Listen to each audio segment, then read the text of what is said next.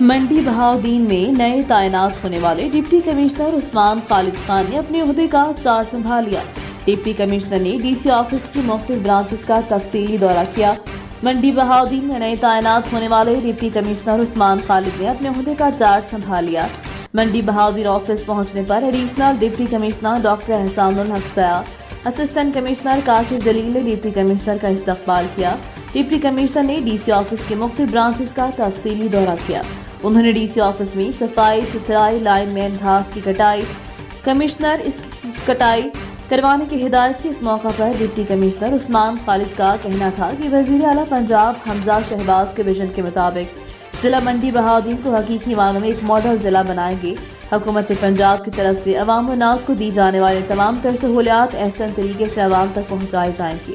انہوں نے کہا کہ سرکاری افسران کی بنیادی ذمہ داری عوام کے مسائل کا فوری حل، ان کی مشکلات کا خاتمہ ہے۔